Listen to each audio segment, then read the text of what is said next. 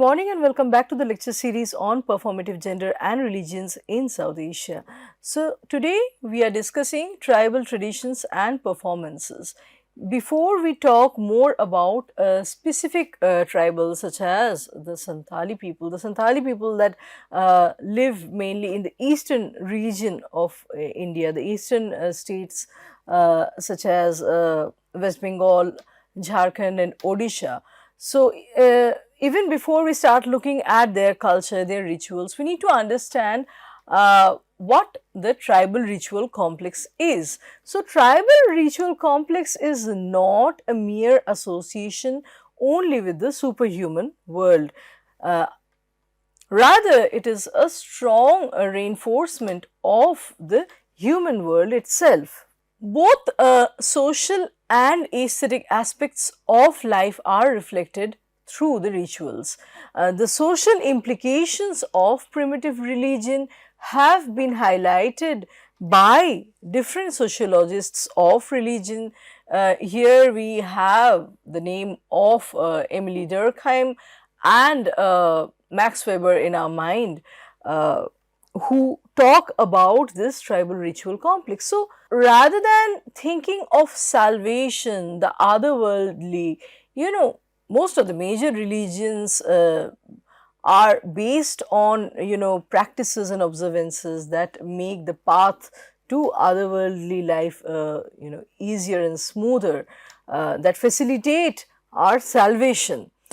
The tribal religions, on the contrary, are more focused on the this worldly. They are incumbent on and deeply rooted to the question of survival, right? So, unlike the salvation seeking complex religions, the function of religion in tribal societies is mainly concerned with the maintenance of social and cosmic harmony, right? And with attaining this worldly goods or this worldly benefits. The question of survival, like I already said. So, they are primarily agro-based communities who sustain, who live out of harvesting and tilling lands. So, their main prayers, the rituals, their prayers are centered on praying for rain, for example, prevention of drought, prevention of, crop wastage or death of cattle, and then they look for the general health of their family, victory and so on. So, basically all I am trying to say is that the tribal religions are very much incumbent on the practical considerations that keep a happy and harmonious life going, rather than thinking of something that is tangential and transcendental, something that is pertaining to the otherworldly, right. So, this is also something that I have been discussing in our previous lecture, how the Santhal world or even at large the tribal worldview comprises, the demigods or spirits that they call as bongas. The Santhals call them as bongas, and then they have the great spirit that is called as Thakurju or Ponomosar, right, referring frequently to the sun god. And then they also worship their own ancestors. So, all these all these objects of worship, the nature at large, the inanimate objects found in the nature, the demigods or the smaller spirits, the great spirit, the spirits of the ancestors, all these things comprise objects of worship of the tribal people, and that they make up the spiritual world of the tribals. So, Emily Durkheim has theorized that all religious phenomena can be divided into two fundamental categories, one being belief, the other being right. So, beliefs, as he says, are states of opinion and have representations, whereas rites are determined modes of action, right. beliefs are more like the collective consciousness of a people within a religious or spiritual system, belonging to the same spiritual or religious system. And then rites are performances, they are modes of action through which these beliefs are carried out. So public rites are passed on by the ancestors to the progeny with a set of rules that are already followed for generations. So they are in a way a priori. People do not question them so much.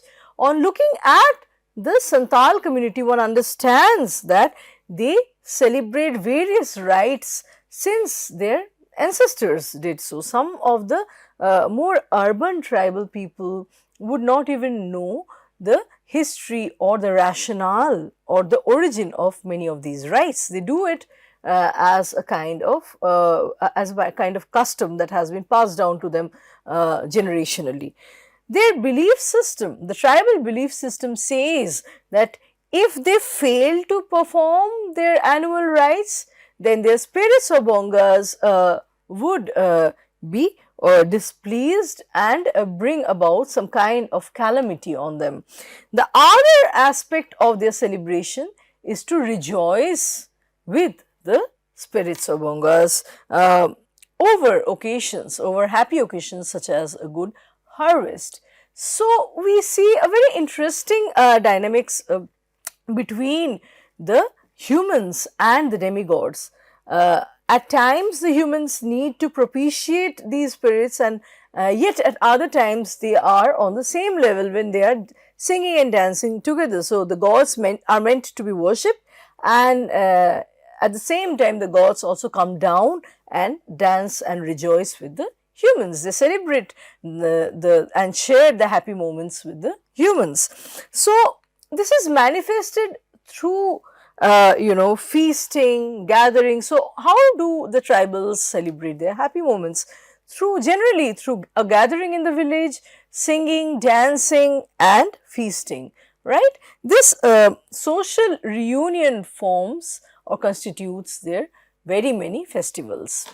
Now, when we talk of tribes, we need to also mention conversion, chiefly tribals' conversion to Christianity that happened in a very pervasive, in a very widespread manner in India. Christianity was introduced among the tribal groups during the British era. So Christianity came among the tribals firstly through the conversion of the Khasi tribes of Assam around 1813, and Christianity has brought about many changes in the cultural patterns, in the cultural lives of the tribals in India. The missionaries attempted to convert the numerically more prominent tribes. The process of conversion began with the conversion of the Khasi tribes, the Oraos from Chota Nagpur, which happened around 1850, and then the Bhil from Madhya Pradesh around 1880, which is late 19th century. So we see that it is mainly during the 19th century that the different tribes, a section from these different tribes get converted to Christianity in exchange for in exchange for facilitating their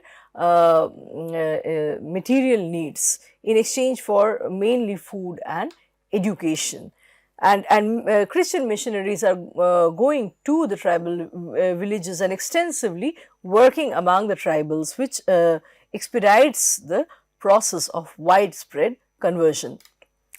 So tribal groups are quite sensitive to ecological degradation caused by modernization, and this is something I was talking about in my previous lecture. I remember the entire tribal ritual complex and their spiritual outlook is based on conservation of nature, right? What they call as their shrine comprise vegetation. So the than, the Jaher than for example, it will have some sacred plants such as mainly the sal tree, which has many benefits to human life, to human existence. right? So they are very sensitive to the question of deforestation, for example. They are the people that support conservation of trees and forests. And so with modernization, with urbanization, building of roads and dams, their religious beliefs, their spirituality and their communal identity are considered as constantly under threat.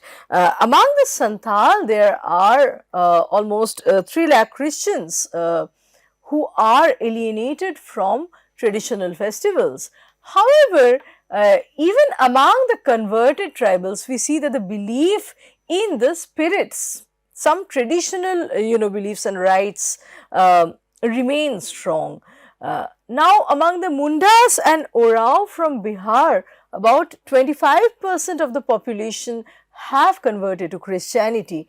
Among the Kharia from Bihar population, about 60% have become Christians, but all are heavily influenced also by the Hindu concepts. So there are two major religious influences changing the ways of life of the tribals. One is the influence by the Christian missionaries, and then we have Hinduization. The Hindus have majorly influenced the tribal way of life. So Hindu concepts of major deities and the annual Hindu cycle of festivals have been incorporated and are observed in a number of tribal villages. So the basic ritual code remains the same almost for all the tribes. What differs are the outwardly forms. So ritual codes are mantra, mudra, dhvani and vyavahariki, right? 4 limbs of ritual codes: mantra, mudra, dhvani and vyavahariki. Now let's take them up one by one. What is mantra? A mantra is that letter or combination of letters or syllables which evokes the deity. So through the pronunciation of the mantra, the image and imagination of a particular deity is evoked. So we understand that each deity entails, invocation of each deity entails a separate and specific mudra. Not all deities can be invoked through all mantras, right? Now the mantra used by the tribes in the performance of a ritual are simple words of everyday language. On the other hand, in the more complex forms of religion, in the more institutionalized forms of religion, such as Hinduism, the ones that we see, the mantras being uttered in the Vedic and Tantric traditions, the conception of mantra is more developed, right? Tribals would rather use simpler languages, and tribals mantras, like I just now stated, are more directed to the question of survival, to the this worldly. They are more associated with the practical existence, the day-to-day life. Now the more developed mantras found in Vedic and Tantric traditions are kind of more complex, and they do not draw on the everyday language. They are chiefly Sanskritized words, right? They are Sanskrit words. They are not similar to the everyday utterance. The Vedic mantra is considered as the primordial word, in fact, which is created neither by human nor by God. So mantra becomes the synecdoche of God. Mantra is God itself. So, like it is believed in Hinduism, the cosmos, the Brahmanda was created through Om. The first, the primal word Om created the entire universe. So, word itself is seen as God. Mantra is God, according to the Vedic tradition. Now, let's take a look at a very simple mantra, from the Khariyas. Khariyas are one of the tribes, and how their mantras are very much relatable, something that associates with the everyday activities. So the Kharia tribal priest recites the following mantra to the, dedicating it to the village spirits. O ye Khunt and Baghiya spirits, today I am offering sacrifices. Today, in your name, I am offering to you mahua, bear, fig, all these fruits. I am worshipping you. Do ye protect our bullocks, buffaloes, goats, men in jungle and brushwood from tigers and bears. So the Kharia priest offers a sacrifice to the spirit, and the spirit in return is asked to reciprocate through protecting the entire tribe and their cattle, their possessions, their lands and harvest, right. So, this is an offering. The mantra along with some fruits, some fresh produce are offered to the spirits, expecting that the spirit would protect the community from all kinds of evils. So, there is both a command for boon and also a hope for reciprocity from the spirit. So, just the way they are offering fruits and harvest to the spirit in turn will protect their fruits and harvest. So, next we have mudra as the second ritual code. What is mudra?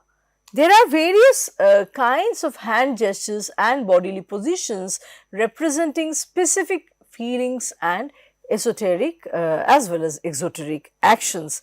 So, in the tribal dance forms, the movement of steps, the interlocking of hands and other hand gestures have both aesthetic as well as ritualistic significances. So, the most common forms of the tribal dance mudra are interlocked arms. So, they lock arms with one another and they hold each other's waist in the back usually, and then they swing one leg while holding all the weight onto the other, right. And then there are open movements of arms above shoulder level. These are some of the common mudras. They, at the secular level, it suggests a very community centric existence of the Santhal.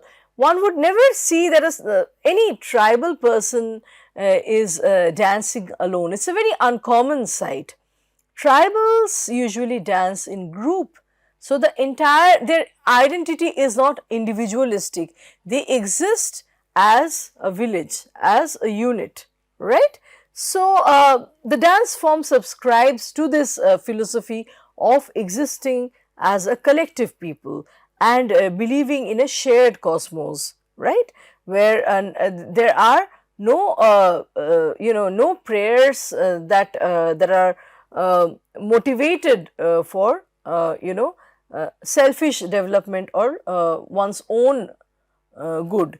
So, there are no prayers or there are no rituals that are performed for individual good, for individual betterment. All the rituals are centered on the idea of collective betterment, the harmony of the people as a whole, right. And then we see that these gestures also emulate the cosmic movements, the planetary movements, right. So, this is very much available in the Karam dance and other forms of dance meant for different festivals as well, where the people are stepping forward and backward, emulating the movement of individual planets, right.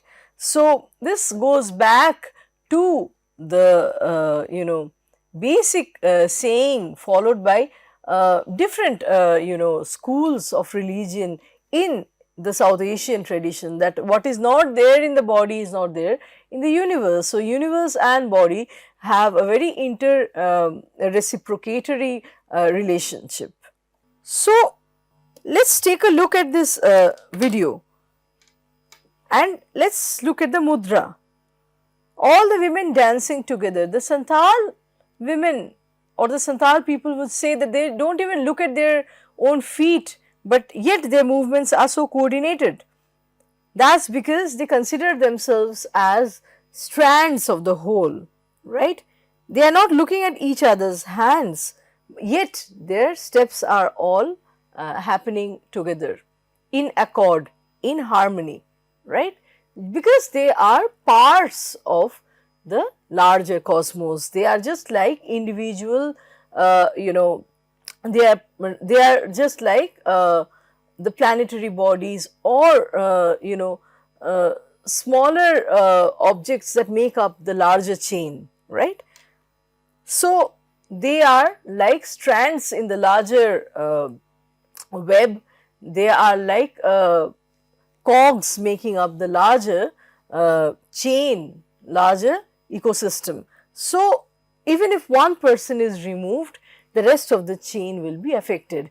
That is why they do not, the Santhali would say that they do not grow up learning to dance, they have dance intrinsic in their system. They are born with the knowledge of song and dance, they do not have to learn it from anyone.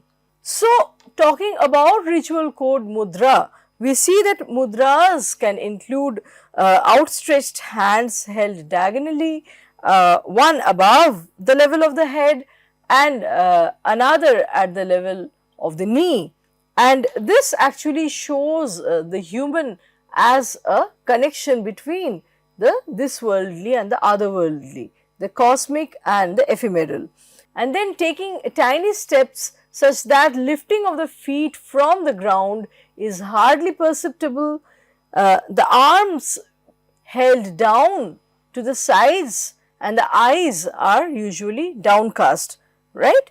There can also be additionally swinging, rolling, rotating and hanging of the head down. So, we find that the Santhals have a traditional ceremonial greeting, it is called Johar. So, in every culture we have a salutation or a greeting. In the case of the Santhal, they greet a person by saying Johar or Joharge. So, the third ritual code that we are going to talk about is Dhwani. So, sound is the third component of ritual language. The sound of musical instrument guides the dance mudra. How do people dance together? How are their movements of arms, their movements of feet so coordinated? It's because they are listening to the same dhwani, the same beating of tambak, right? So, certain forms of sound have their special significance. These drums and kettle, the traditional tribal instruments that are played have their special significance, and the hands and feet gesture, the mudras follow the dhwani of these instruments. The Santhal produce peculiar sound at the annual hunt also, right. They have their specific dhwani or sound meant for the Bitlaha dance. Similarly, the Todas have their specific sounds that they emit during the thatching of their sacred dairy temples. Their temples are the temples that are made for protecting the dairy. So, the Santhal produce a peculiar sound while going on hunting. Similarly, during their Bitlaha dance, they have specific sounds that they articulate. The Toda tribe also shouts together, they have a unanimous sound while thatching their sacred dairy temples. Similarly, the tribes from northeastern India produce a wide variety of sounds. Sometimes these sounds are meant for giving expressions to their virility or masculinity. Now, the sound of flute, the sound of drum, whistle, kettles and other instruments, as well as the cries associated with a number of ritual performances, all comprise the ritual code of Dhwani, right. So, certain forms of sound are also considered as auspicious as well as inauspicious. So, for example, according to the Birhor tribe, if a jackal is heard calling near a settlement, it is apprehended that someone in the community is going to fall sick or die. Similarly, croaking of a raven near a Birhor's hut is considered as extremely unlucky. It indicates the news of death of some near relative.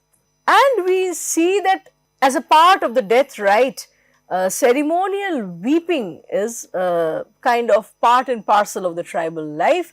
Ceremonial weeping mainly by the women, it can be considered as a category of ritualistic sound, where women usually sit in a circle and mourn the dead. Next, the last ritual code that we discuss is Vyavahariki. Vyavahariki, what is it? In course of the performance of a ritual, what follows in the form of prescriptions or instructions, thoughts, methods and behavior is the Vyavahariki code, right. So, for example, the Toda tribe is of Dravidian origin and ethnicity and hails from Tamil Nadu. So, an example of Vyavahariki can be seen in the following description from the Toda community. They have certain rituals and customs meant for protecting the dairy. The Toda dairies are kept in a state of high ritual purity. Dairies are believed as participating in the divinity of the gods, and such that the dairy products are believed to have the capacity of granting boons as well as punish the wrongdoers. So, the manner in which the Toda go about requesting a boon from a dairy is very encoded, very prescribed. So, for example, in order to attain a boon from the dairy, the Toda people present gifts to the dairy. It could be a dairyman's loincloth, it could be a buffalo, silver coins or even a silver ring. All these gifts are presented to the dairy. And while approaching the settlement in a group with a calf, each man is supposed to bare his right arm. It is a ritual signifying respect for the dairy, and then they carry a green stick in their hand. After the prayer is done, all the people, the Toda people, approach the dairy and bow in front of it. Dancing and performance is an integral part of these festivals. In fact, it wouldn't be wrong to say that the tribal people are a very performative existence. From birth to nuptial to death, they perform their entire life, right? Everything, joy and sorrow are expressed through performance.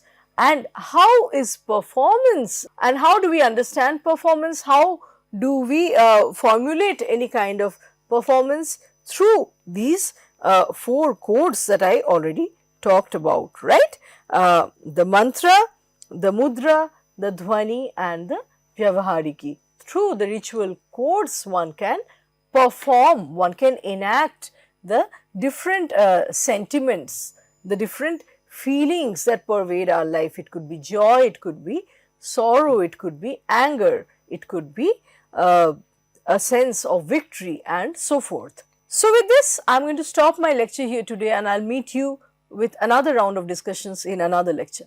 Thank you.